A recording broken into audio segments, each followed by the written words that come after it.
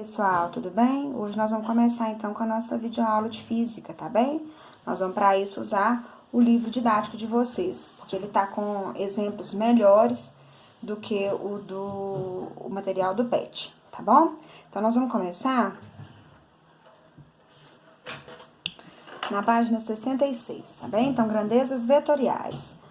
O que são grandezas vetoriais? São aquelas grandezas que, para ficarem completamente conhecidas, a gente precisa de mais dados além do valor numérico. A gente precisa, além do módulo, que é a intensidade, nós precisamos conhecer também a direção e o sentido dessa grandeza, tá bem? Então, uma grandeza vetorial, ela é representada por um vetor. O que é um vetor? O vetor nada mais é do que uma seta. Tá bem? Então, um dos lados, uma das pontas dessa reta, ela tem uma seta e a outra ponta não tem nada, né? A gente chama isso, uma extremidade, a gente chama a ponta, o lado, né, que não tem a seta é a origem e o outro é a extremidade do vetor, tá certo?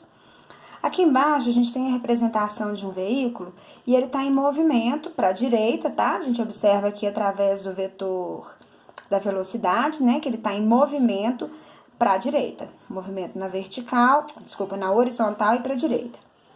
Enquanto a aceleração, ela está ao contrário do movimento. O que significa isso? Significa que o motorista do carro está freando o carro e a velocidade do corpo está ficando menor, a velocidade está diminuindo, ok? Então, aqui nós temos dois vetores, um representando velocidade e o outro representando aceleração. Um para a direita, o outro para a esquerda, tá certo? O V com a setinha em cima é a representação do vetor, ele caracteriza módulo, direção e sentido. E o V sem a setinha em cima, ou representado entre barras, é a representação somente do módulo, tá bem? Nós não temos valor numérico nesse caso.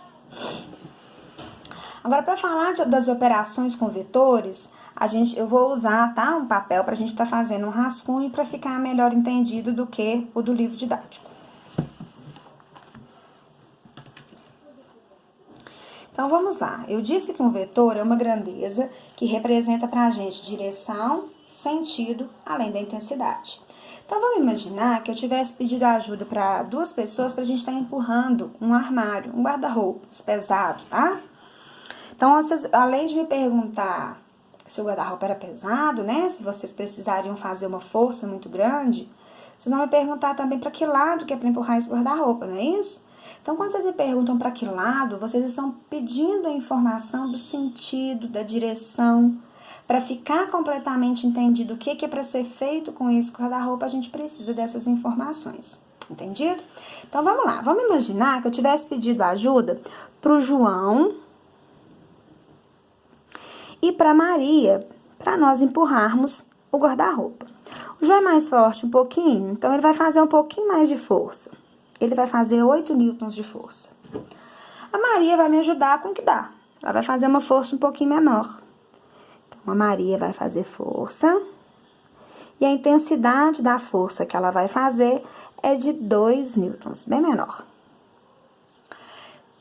Observa que as duas setas, todas as duas apontam para a direita. Todas as duas setas estão na horizontal. Então, quando isso acontece, como que é a soma vetorial disso? Eu vou unir a extremidade de um vetor com a origem do outro. Então, aqui eu tenho a representação do vetor do João e eu vou unir com o vetor da Maria. Então, João e Maria.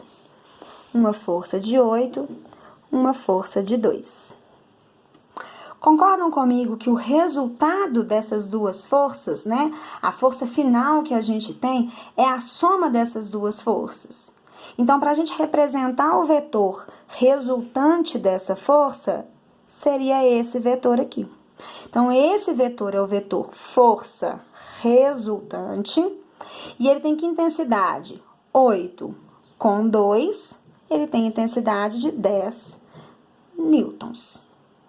Ah, Marcela, mas o João com a Maria deram uma briga lá e resolveram que cada um quer guardar-roupa para um lado. Como é que faz agora, então, para a gente saber qual que é a força resultante? A maioria de vocês já deve ter brincado de cabo de guerra, né? Então, cabo de guerra, a gente pega uma corda e cada pessoa puxa para um lado. puxa essa corda para um lado, né? Então, o que vai acontecer com o João e com a Maria vai ser isso. Os dois farão uma disputa, tá? Para ver para que lado que o guarda-roupa vai movimentar.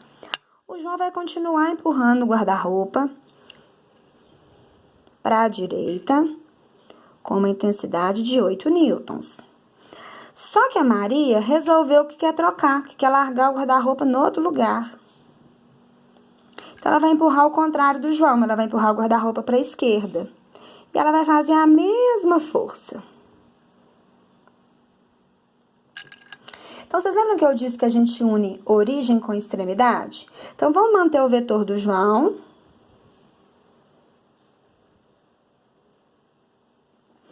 E nós vamos colocar o vetor da Maria logo aqui embaixo, ó. Tá? Então, extremidade de um com a origem do outro. Esse é o do João e esse é o da Maria. Os vetores têm uma característica que a gente pode estar fazendo com... A gente pode deslocar esses vetores da forma como a gente quiser, de modo que a gente não mude a inclinação dele. Como assim? Então, vamos pensar que eu posso pegar esse vetor aqui e eu posso colocar ele em qualquer lugar, em qualquer posição, que o vetor não muda as características dele. Então, o que eu vou fazer? Eu vou pegar esse vetor da Maria e vou desenhar ele na frente do vetor do João. Então, aqui está o vetor da Maria, aqui está o vetor do João. O vetor da Maria é 2 e o vetor do João é 8. Agora, vocês concordam comigo que está igual cabo de guerra? Cada um está puxando para um lado? Então, no final, a força resultante vai ser a diferença, a subtração dessas duas forças. Quem que está fazendo força maior? O João. Então, se fosse uma brincadeira de cabo de guerra, quem estava ganhando? O João. Então, o guarda-roupa vai movimentar para o lado que o João quer. Então, 8 menos 2, nós vamos ter um vetor resultante de quanto, hein? De 6 newtons. Esse é o vetor força resultante. Então, observem que a direção é a mesma, todos os vetores foram na horizontal, e o sentido do vetor resultante é para a direita, tá certo? Então, vamos anotar aqui, ó.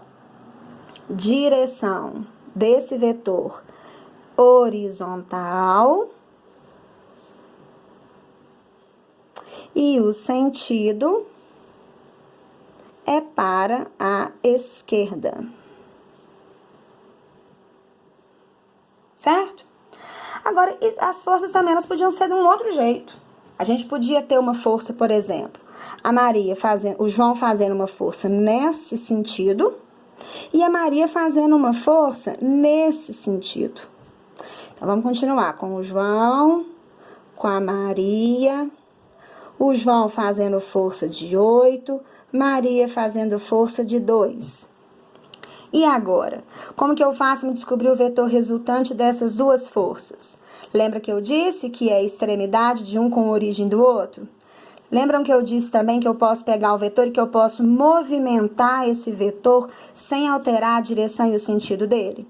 Então, eu vou manter o vetor do João. Vou tentar fazer igualzinho, tá? Então, aqui eu tenho o vetor do João, ó. Fiz nada com ele. Eu vou pegar o vetor da Maria e simplesmente vou unir a origem dele com a extremidade do vetor do João. Então, vou pegar o vetor da Maria e vou colocar ele aqui, ó. Então, esse aqui é o vetor da Maria.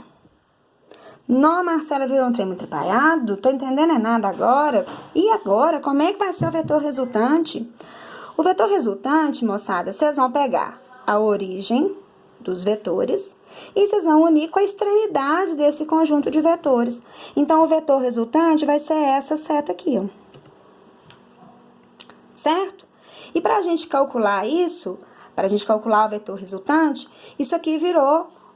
a gente vai considerar que aqui, meu ângulo aqui não ficou muito bom, né? Mas vamos considerar que isso aqui fosse um ângulo de 90 graus.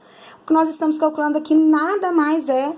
Aqui nesse caso não, moçada, vamos continuar considerando um ângulo qualquer, tá bem?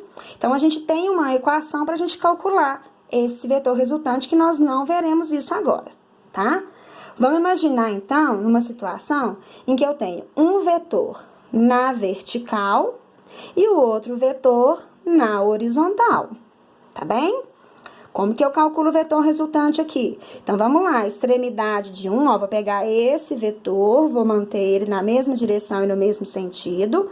Eu vou chamar ele de vetor 1 e vou chamar esse vetor de vetor 2. Então, o vetor 1 continuou na mesma direção e no mesmo sentido. E eu vou pegar o vetor 2 e vou unir na extremidade dele, ó. Peguei esse vetor e desenhei ele nessa posição. Esse é o vetor 2. Como que fica o vetor resultante? Lembra que é origem com extremidade? Então, o vetor resultante é esse. E agora sim, nós vamos calcular o valor do vetor resultante. Como? Concordam comigo que entre esses dois vetores nós temos 90 graus? Então, aqui eu tenho dois catetos e aqui eu tenho a hipotenusa. Como que eu calculo o vetor resultante? Só usar o teorema de Pitágoras. Então, o vetor R ao quadrado é igual o vetor 1 ao quadrado mais o vetor 2 ao quadrado.